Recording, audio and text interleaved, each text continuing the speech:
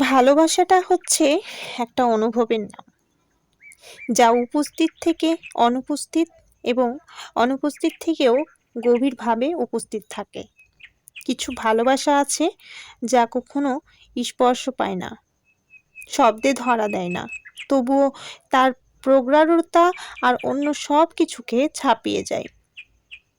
তোমায় কাছে চাইনি, তবে দূর থেকেই যে ভালোবাসা বেশি সুন্দর।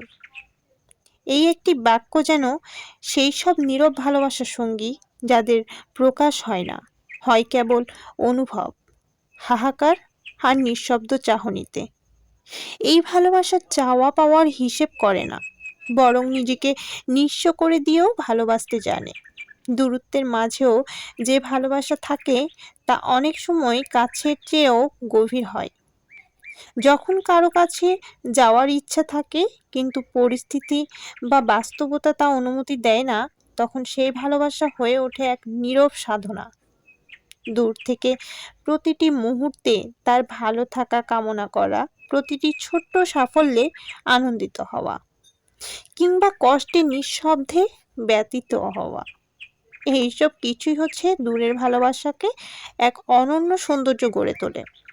এর মাঝে থাকে না কোনো দাবি, থাকে শুধু নিঃস্বার্থ অনুভবের বিশুদ্ধতা।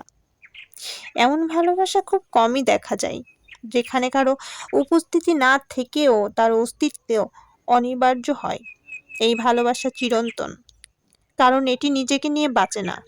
এটি ভালোবাসার মানুষটির প্রতিটি দিককে পূর্ণ করে তোলে তার অজান্তেই।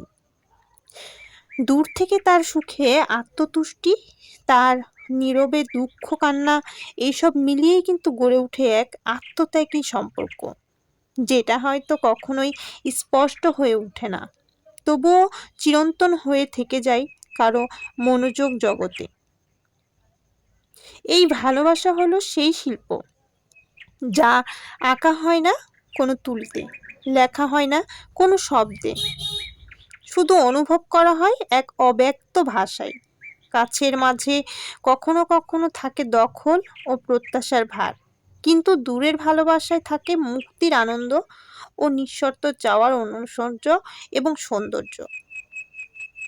তাই এই প্রেম হয়তো কখনো বাস্তবে রূপ পায় না, কিন্তু হৃদয়ের সবচেয়ে গভীর ও পবিত্র কোণে গেঁথে থাকে আজীবন।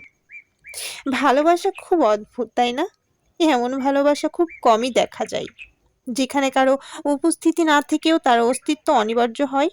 এই ভালোবাসা কিন্তু চিরন্তন, কারণ এটি নিজেকে নিয়ে বাঁচে না। এটি ভালোবাসার মানুষটির প্রতি প্রত্যেকটা দিককে পূর্ণ করে তোলে তার অজান্তেই। ভালোবাসা সত্যিই অদ্ভুত।